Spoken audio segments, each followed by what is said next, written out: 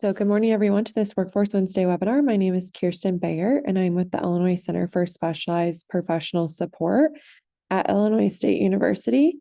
Today's webinar is Strategies for Layoff Aversion, Rapid Response Solutions. We are joined by Annie Dorr, Kelly Lapatino, and Brian Ellis from DCEO.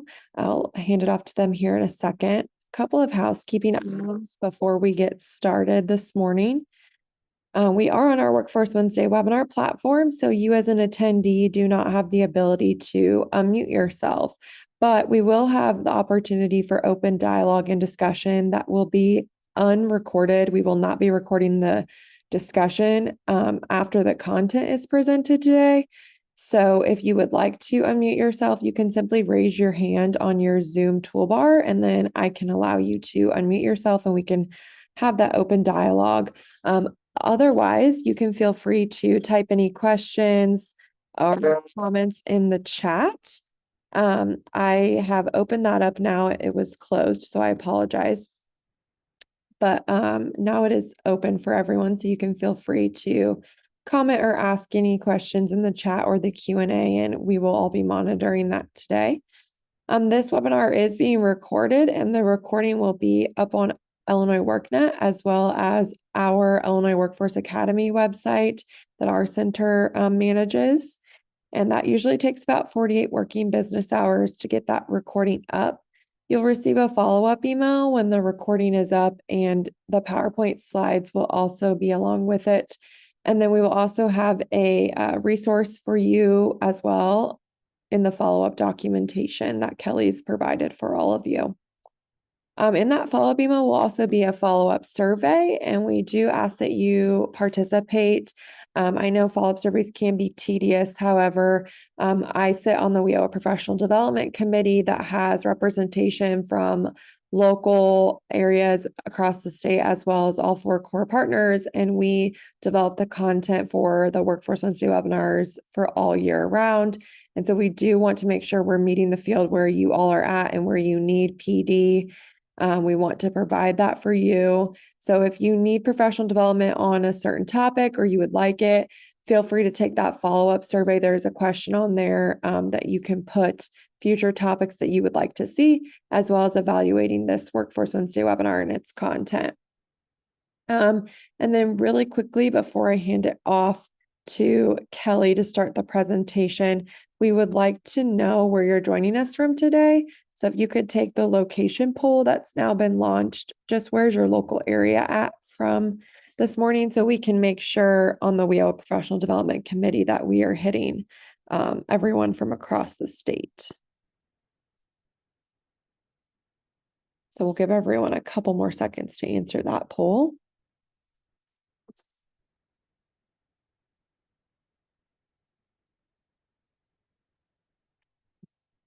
And then we'll end that and share the results. Looks like we have a good span across the state. A couple people from Southern, Central, and Northern and Chicago area, as well as one person from statewide. So thank you for answering that poll. And then the next poll is just, which partner do you best represent?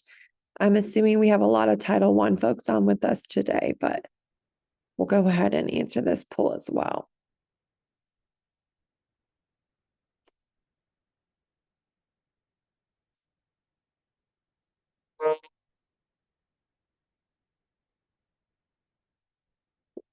Okay, a couple more seconds. All right, so yes, most of us are from Title I, but we also have one other WIOA partner and stakeholder, and then one state or local workforce innovation board member. So thank you for taking those beginning polls, and I will be here if anyone needs anything. Feel free to reach out to me via the chat, and I'll hand it off to Kelly to get us started. Thanks, Kirsten.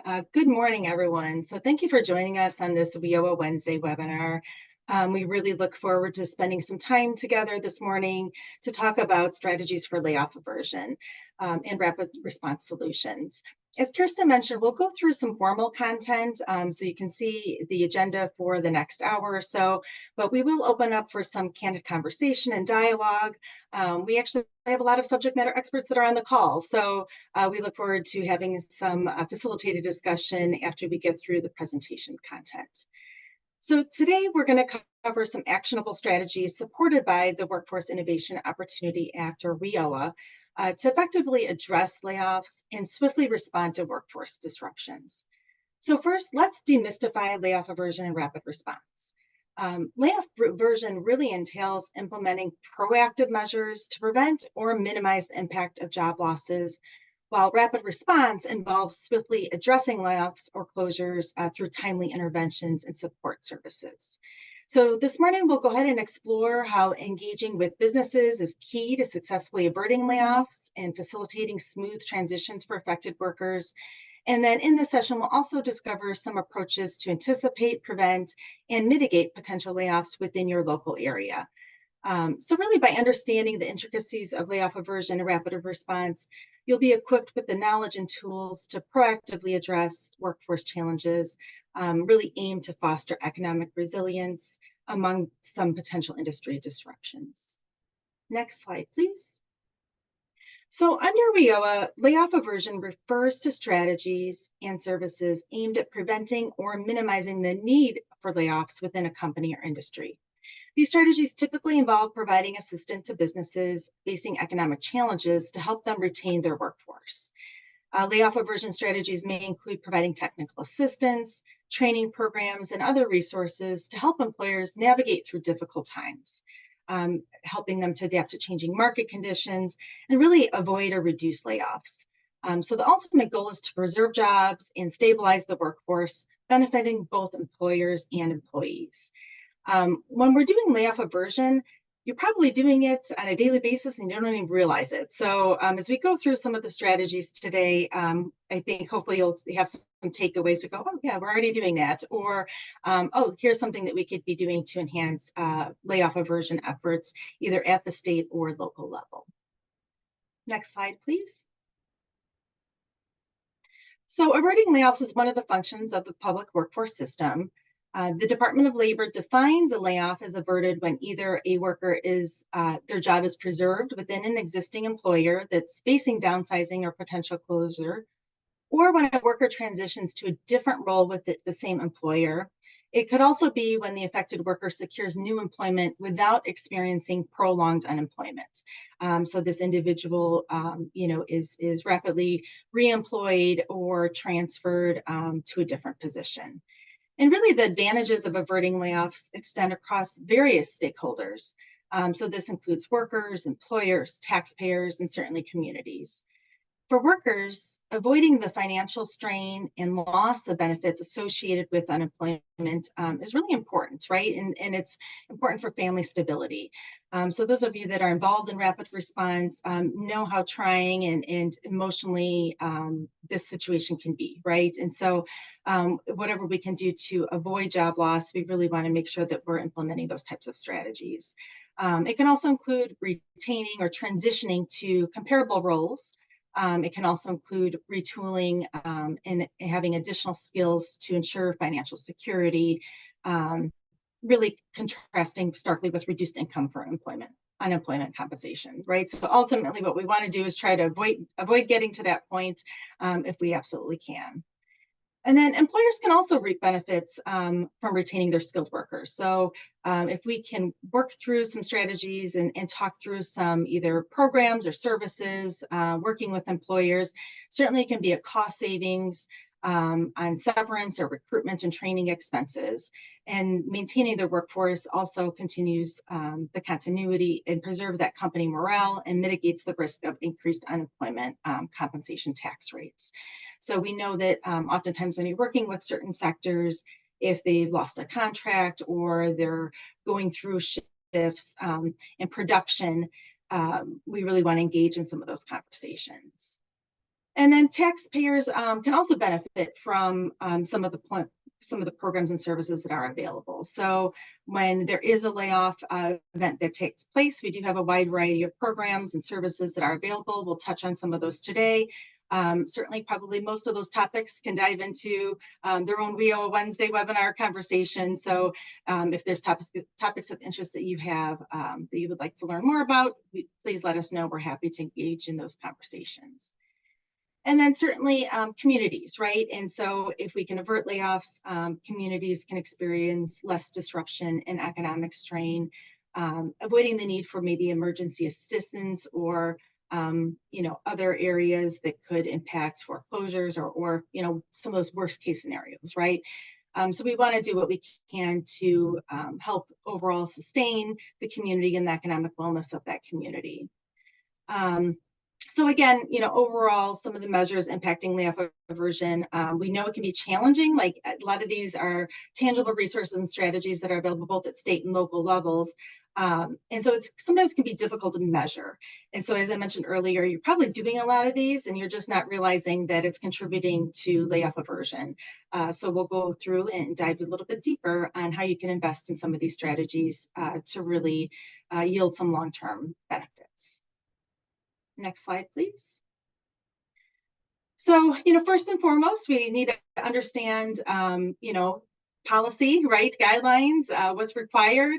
And so when we look at layoff aversion strategies, these are outlined underneath WIOA.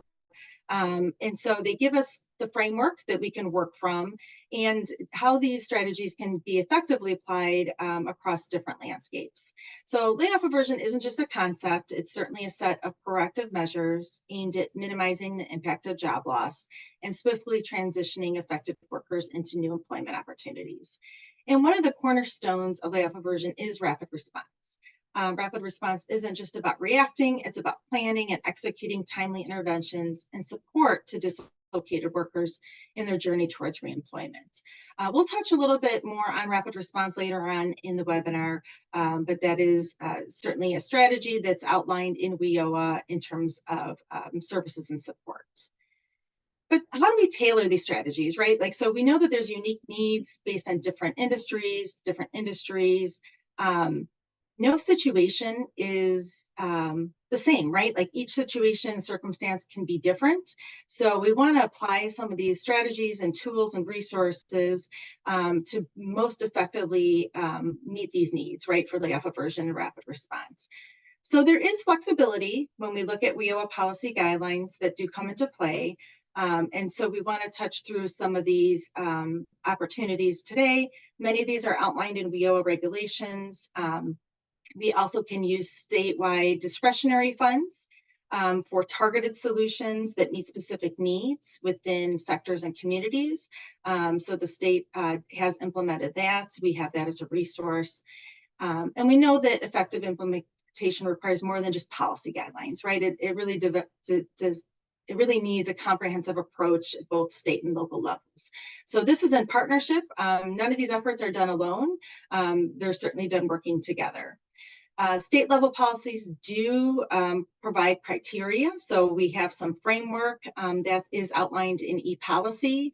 We also have a rapid response guide. And at the end of the slide deck, there is a resource page that takes you to many of the tools and resources that will be referenced throughout the presentation. And really, these are used to minimize the guesswork, right? And make sure that we're using the public workforce investment funds judiciously to preserve jobs and really support that economic stability.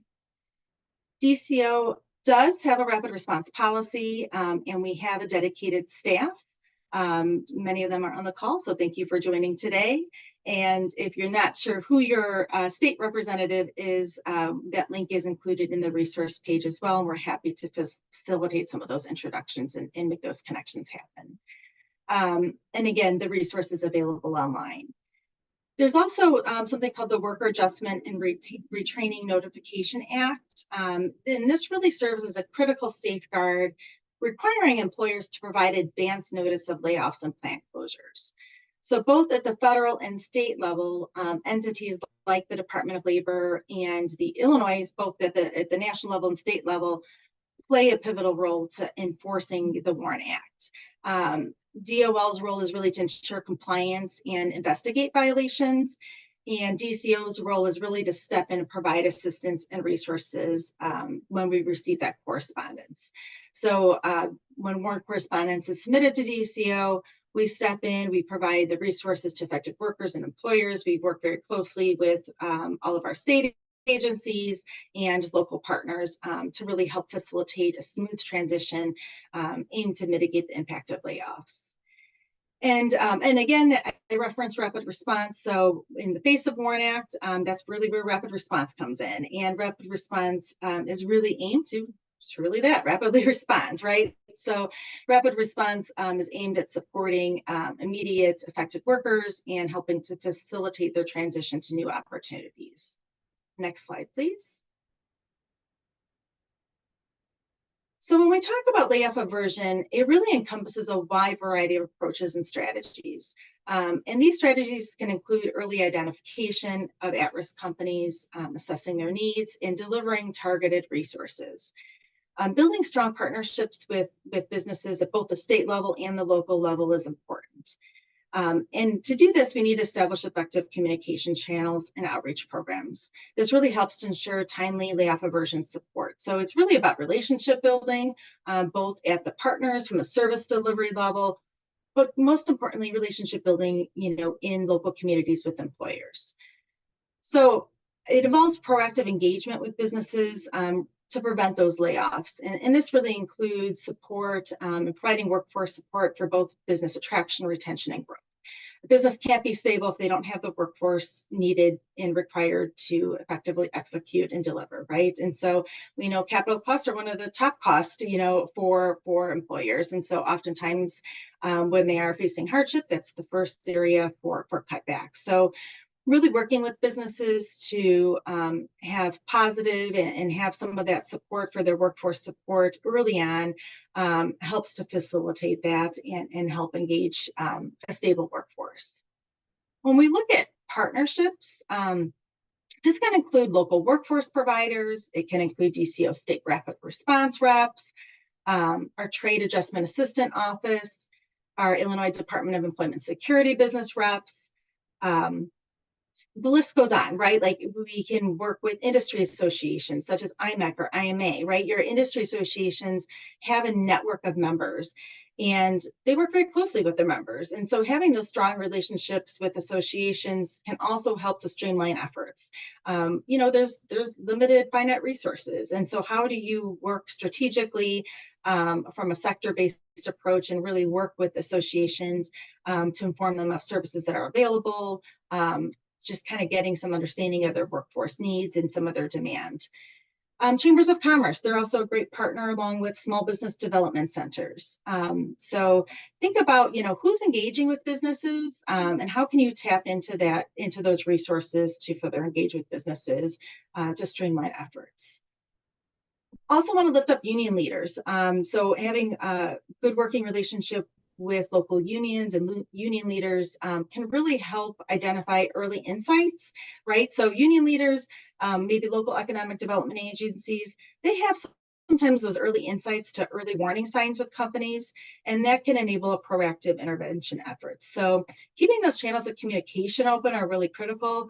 By the time we get the WARN notice at the state level, it's kind of like the doom and gloom, right? And so we want to try to be more proactive very early on versus reactive in strategies throughout our state.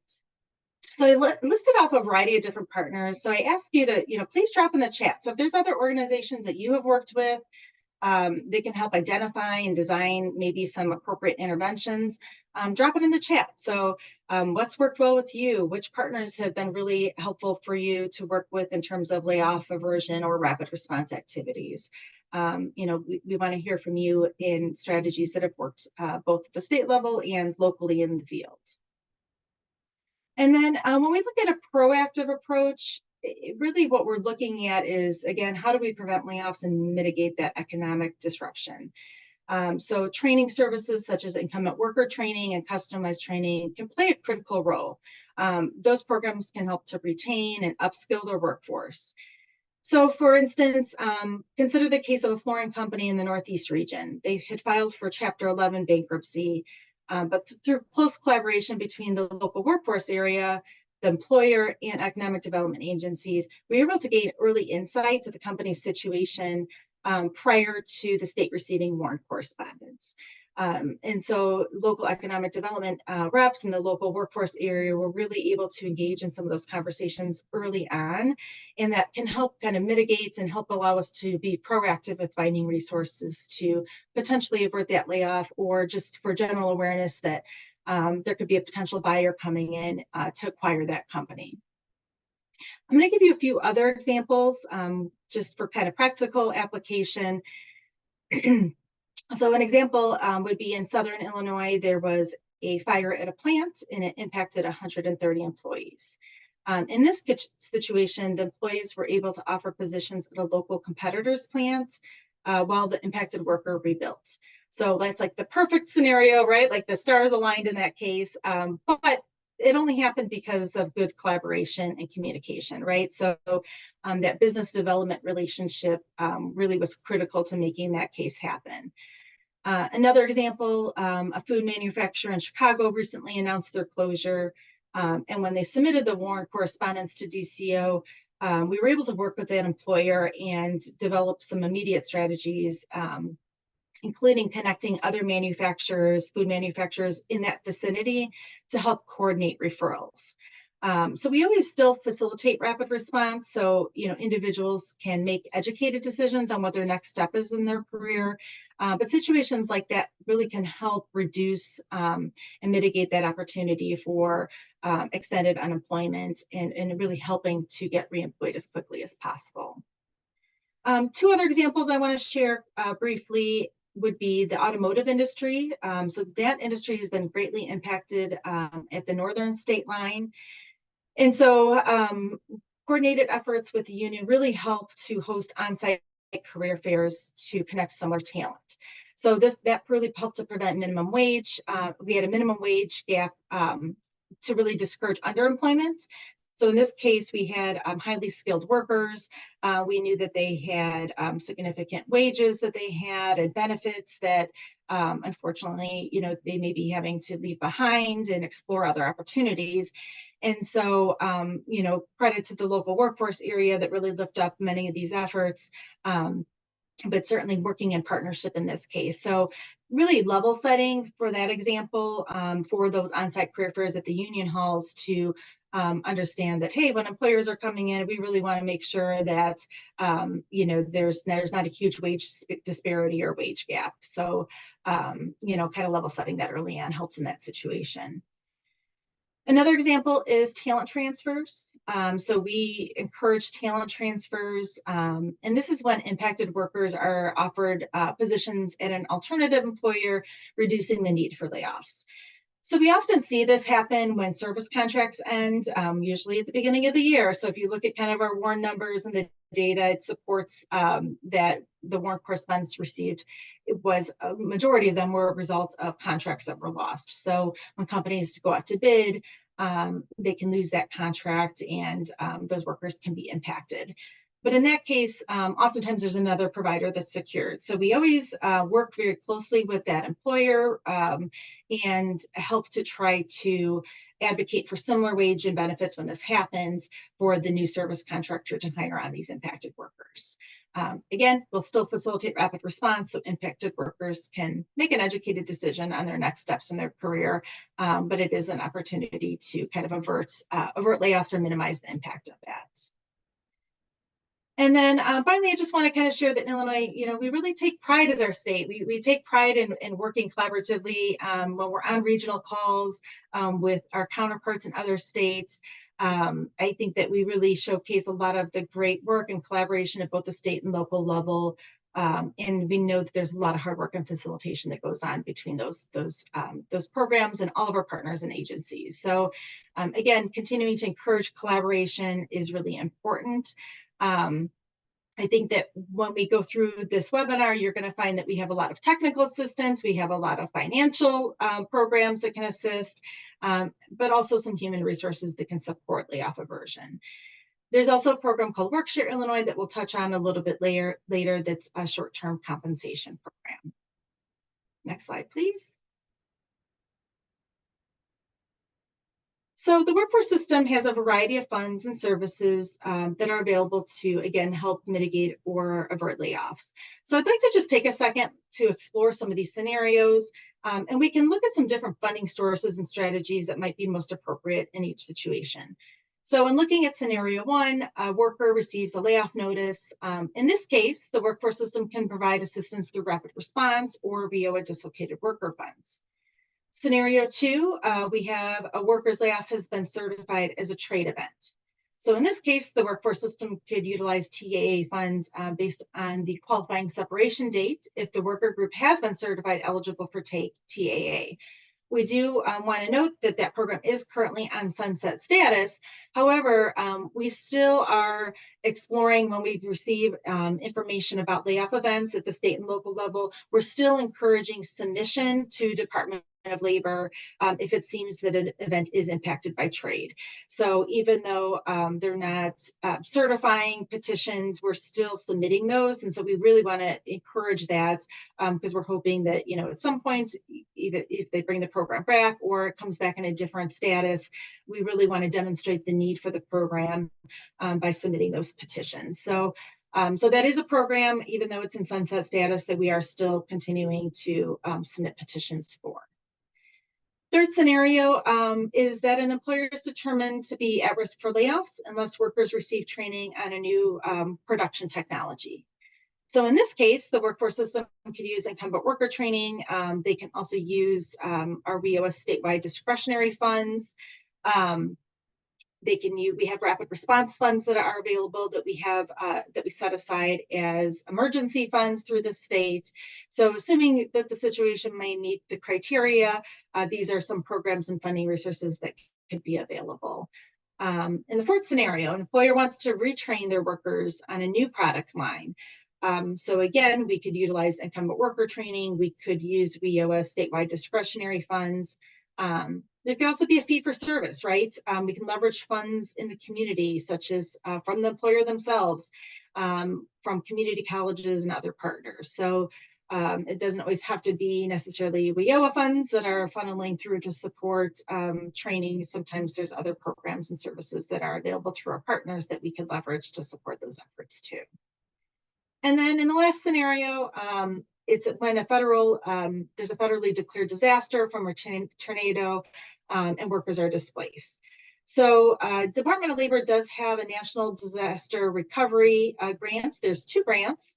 One is for disasters, and then the other grant is really geared towards employment assistance.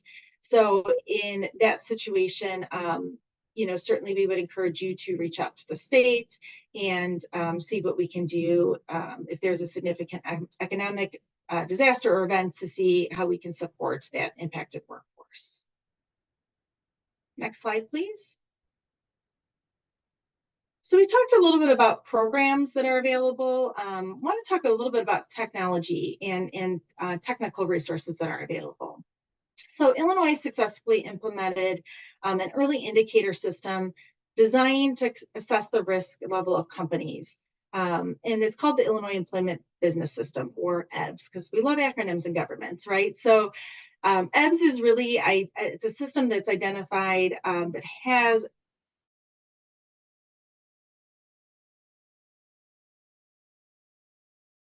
familiar with it. But if you are in a local area or you're an economic development rep, a state or local area, this is a system that you can have access to. There's different levels of access, but certainly some of the resources and tools that are in here can really aid with layoff aversion strategies. And so when we look at EBS, we really want to be proactive with this. And so working with our core partners and collaborate before layoffs or services are announced is important. We really also encourage utilizing the integrated business service framework that the Illinois Workforce Innovation Board established. And I'll drop a link in the chat. Many of you probably already have integrated business service teams or are part of them.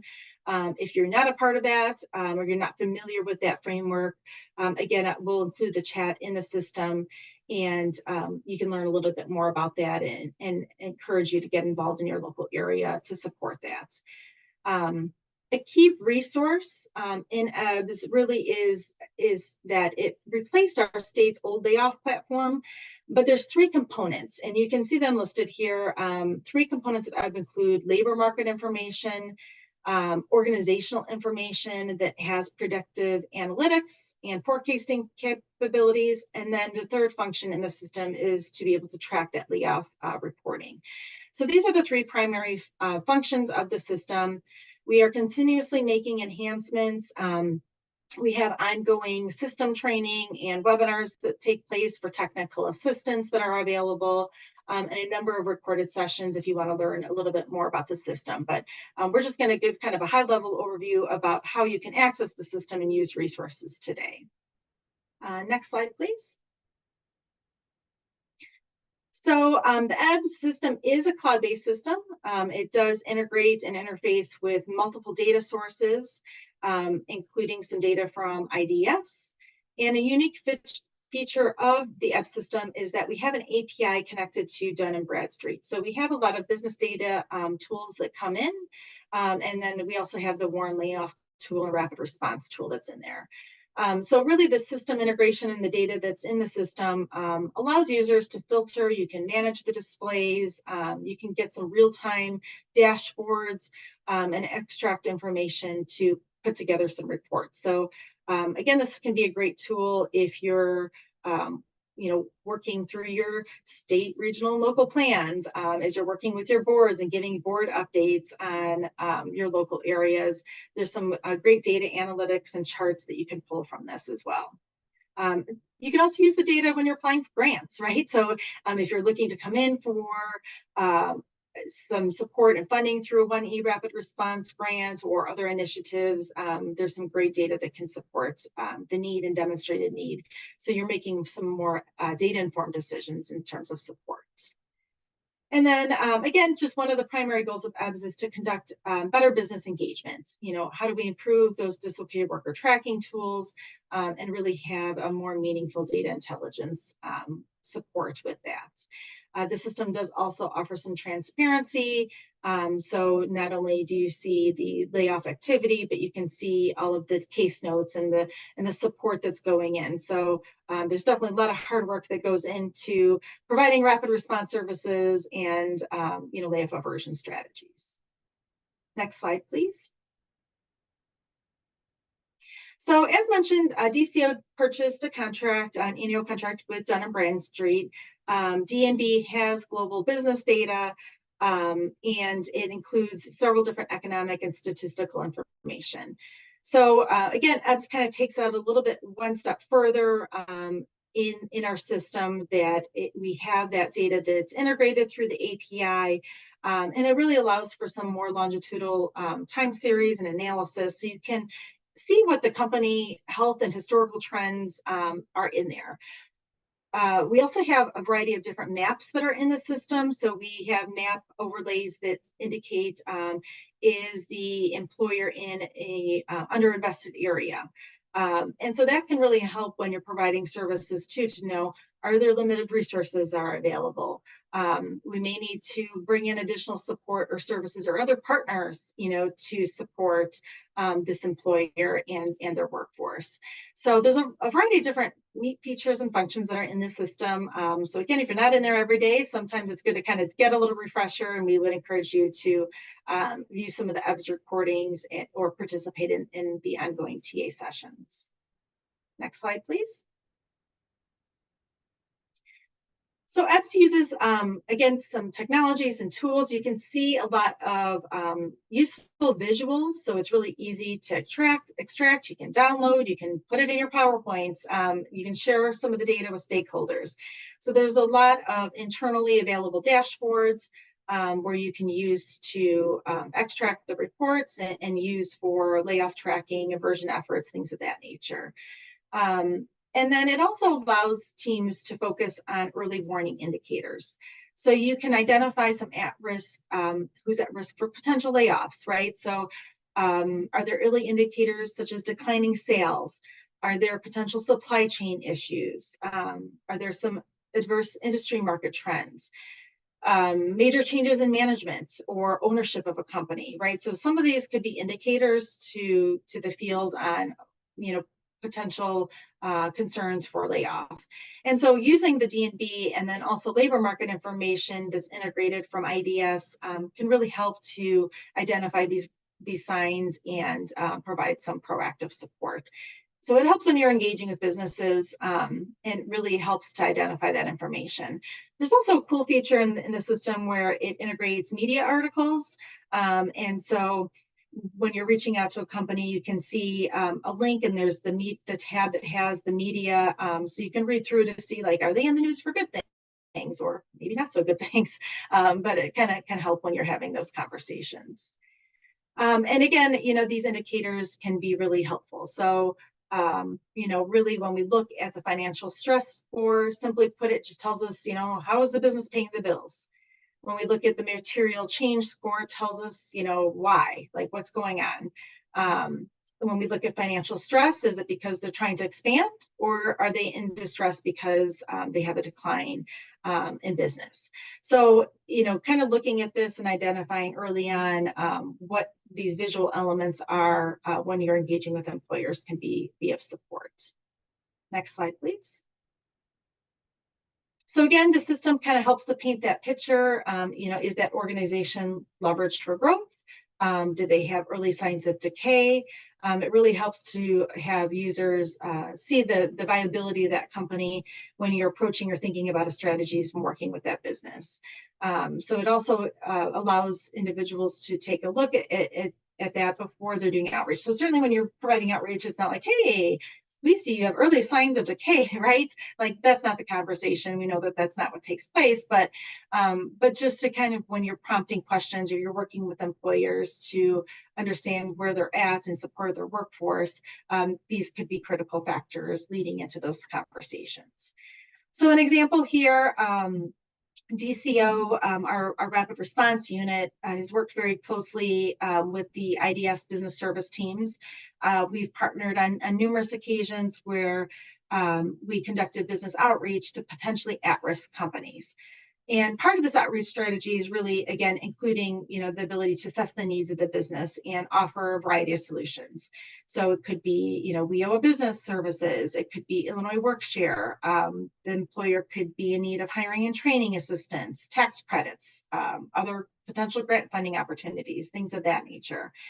And through this example, the IDS business service teams really took the lead on the outreach effort. We don't want to duplicate efforts, right? But what we want to do is cross-promote interagency business services. And then we also have a standing interagency meeting. So again, those integrated business service teams are really important to share information. Businesses don't want to have to always tell their story over and over again, right? And so working with your integrated business service team is bringing the right players to the table in those conversations is important. And again, really just to streamline efforts, that's just one example of how we partnered with another state agency on outreach and cross-agency collaboration for business engagements. Next slide, please. So what is rapid response? Sometimes facility closures and mass layoffs can't be avoided. And when this happens, rapid response services are implemented. WIOA regulations indicate that each state must establish and maintain a rapid response unit to carry out statewide rapid response activities and oversee these activities that are undertaken by the state, the local workforce area, and other areas that are impacted. And so DCO does have a dedicated state level rapid response team, and we do have a policy and a guide that supports efforts in our e-policy. So we'll include the link if you're not familiar with that guide and framework, you can use that as a resource. But essentially, rapid response is an early intervention service, and it assists both employers and employees that are affected by either closures or mass layoffs. And when a company has to lay off employees, we know it's difficult for both the employer and the workers. So these services are really user-friendly resources to provide information to help transition those affected workers into reemployment. Rapid response is proactive. It is a business-focused strategy, really aimed to coordinate those services. And again, it's carried out by state and local workforce development agency in partnership. So we do work closely also with our other state partners and then the Department of Labor to also share information and resources. And in some cases, again, no situation is the same, right? And so looking at providing what is unique to that area, what resources might be needed to that workforce. So we could probably spend a whole webinar on rapid response and those strategies, so we won't dive too deep into the conversation there. But certainly, if you would like some specific assistance or some resources, please feel free to reach out to the state's unit, and we're always open to engaging conversation and kind of strategizing on how we can support support services both at the state and local level. Next slide, please. So again, as mentioned, who benefits from rapid response? Certainly both the workers and the employers.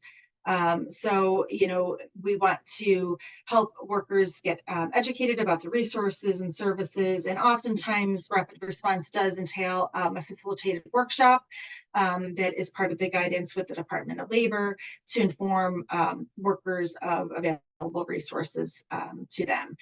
And then, for employers, right? So we really want to make sure that rapid response, pitching that benefit to them, it can help to avoid future layoffs. There's also resources that could be available. So, so oftentimes when we get that WARN notice, possibly that notification has already been given, to the impacted workers, but it doesn't mean that we don't want to continue to have that conversation to avert any other potential additional layoffs.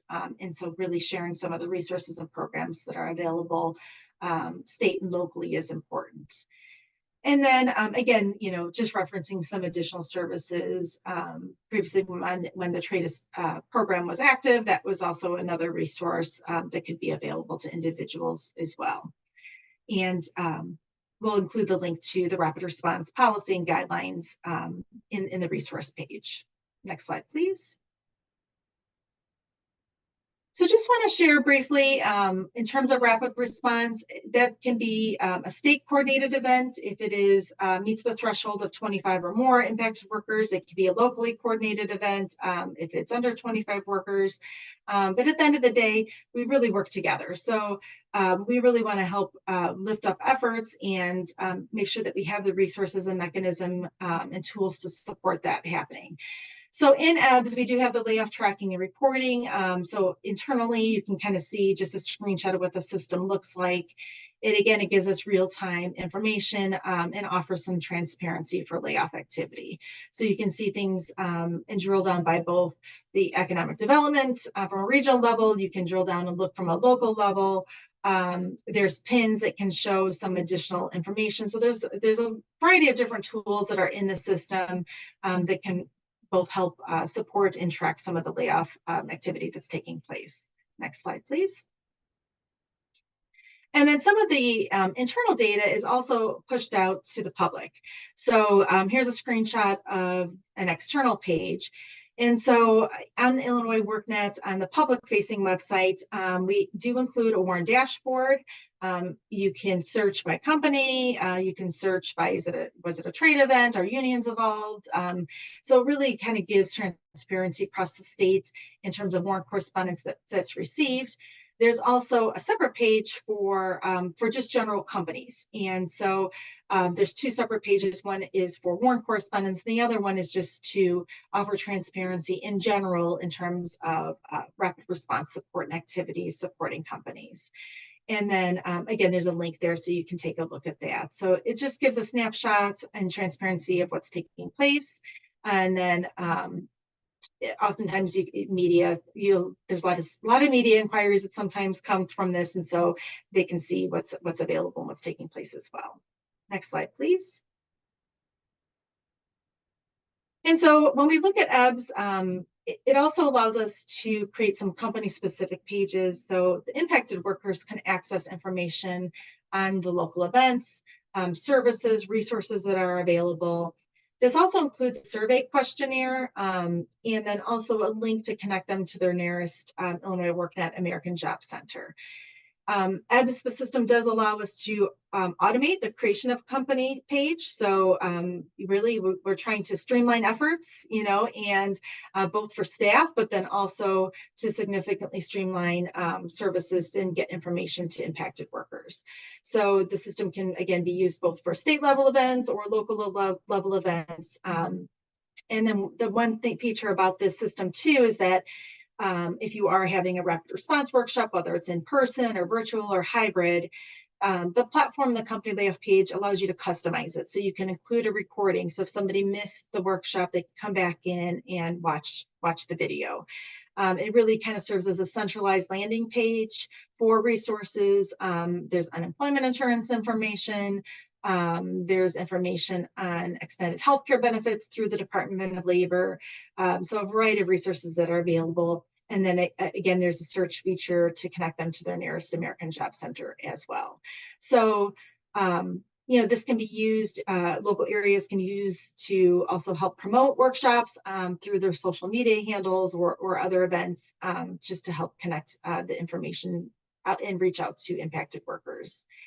And the one thing with the questionnaire that I just want to highlight too is that we really want to make sure and encourage, it's pretty easy to use. You can actually create a quick QR code. So when you're facilitating a workshop, your attendees can just take a picture with their phone, they fill out some brief information, but it really allows the local workforce area to provide follow-up. They can run reports. We know that needs change, right? And so the immediate focus might be, filling out and completing unemployment insurance information. They may want to enroll in training. They may want to just quickly get reemployed. And so sometimes what can happen is that, their needs can change. They could be accepting a position that leads them to be underemployed, and then they come back to the center months later. So being able to use the system to run reports at the local level is really an intended benefit to being able to provide follow-up services to individuals and direct outreach as well. Next slide, please. So this is just a screenshot of the questionnaire that I'm mentioning. Again, it's pretty quick. There's some basic information, but some really valuable information. And so the intent of this too is that people can provide, some background, some information. So again, when you're having conversations or your local, career planners or whoever's giving outreach to individuals, they have some background, they have some information that's available. It can also help to make appropriate referrals to your other partners and providers for connecting individuals to services. So again, we encourage use of the questionnaire, and we highly encourage local partners to respond to these questionnaires promptly and help connect these individuals to resources that are available, including the Dislocated Worker Program. Next slide, please. So now that we've covered some funding, we've covered some system resources, I'd like to share briefly some information about a short-term compensation program. And so this is a program that's available. It's administered through the Illinois Department of Employment and Security, but it really complements these efforts and support system. So again, just want to highlight that this program is available. It is a resource. It is a voluntary program, but really it provides employers that are facing a decline in business an alternative to layoffs. So if there's a business that's struggling to keep up with their normal volume, employers can opt into this program instead of laying off their employees. So it's really intended to be a successful intervention strategy supporting layoff aversion. Next slide, please. So it's win-win, right? And so when we look at this program, we really want to encourage the awareness. And it's one of those things sometimes, like when we get the WARN notice, like it's too late, like they've already made that announcement, they made that decision, but we still want to inform employers, again, to avert any other potential layoffs down the road. So this is the type of program when you're working with the businesses, we hope that they would never have to use this program, right? But just informing them that, hey, this is a resource that's available.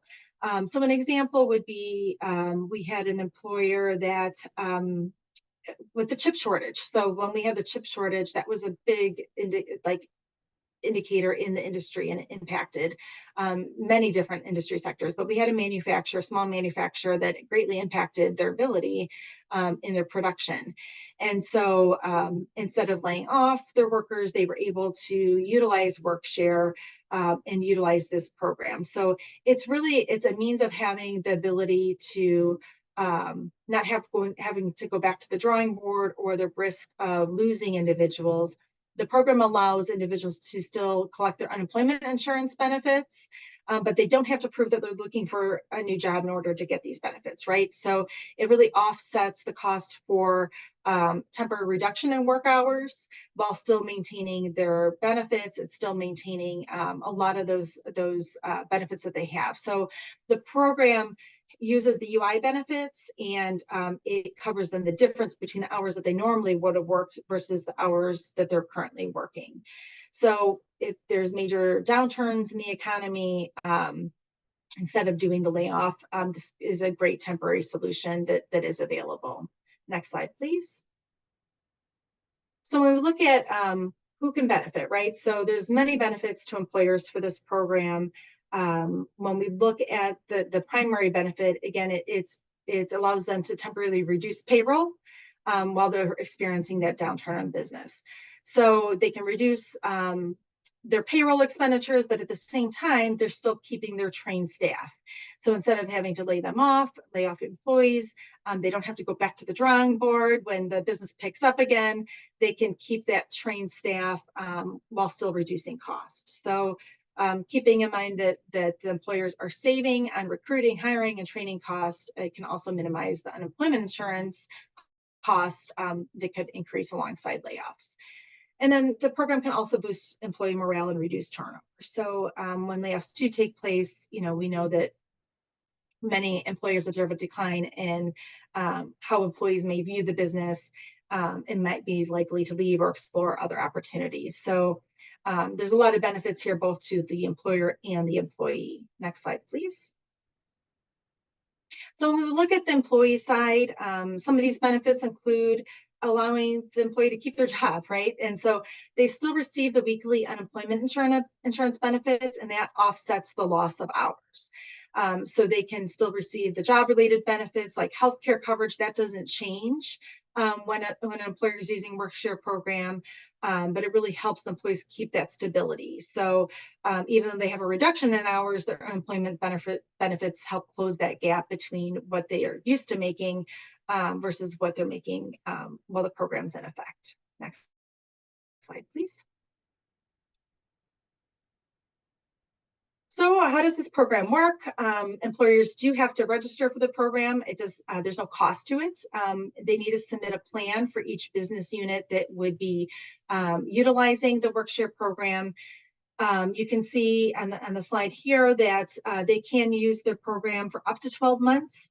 And they have to specify the reduction of hours between 20 to 60%. So they still have to commit to retaining the workforce. They still have to have a certain number of committed hours, but those resources are available through the program. If we look at the next slide, there's some additional contact information about the program. If you follow the IDS social media handles, you've probably seen some quick short videos. So those are really helpful. So if you are a local workforce area, please feel free to share those social media videos about the WorkShare program just to help lift up education and awareness of this program that's available. Next slide, please. And then this here just has the direct contact information for IDS. The reps are happy to answer questions. There's a link there. If you would like some additional training or resources, I know that they have some recorded webinars as well, or would be happy to facilitate some professional development in terms of that. Next slide, please. This is Annie, Brian, and I's contact information. Again, we serve as regional managers with the Department of Commerce, and we have an awesome team of support in our rapid response unit. And so those of you that are on the call, shout out to you. Thank you.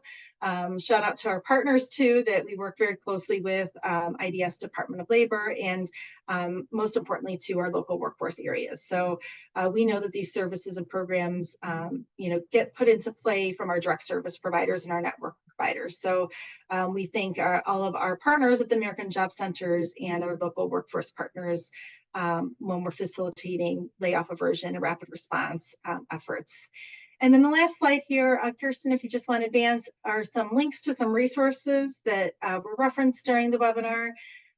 So we've got some federal policy, we got local policy, we got a nice little mix in there, some state policy. So there's a variety of different resources and tools that are available. So please feel free to tap into those. And there's some demos as well for the EP system. So if you want to dive a little bit deeper about all of the different resources in that platform, you can watch that video too. So that's all I have, and I think that we're coming up on the hour. Kirsten, what I'd like to do is maybe we can stop recording and just open up for some Q&A, have some candid conversation, some dialogue. We've shared a lot of information with you in this past hour, but hopefully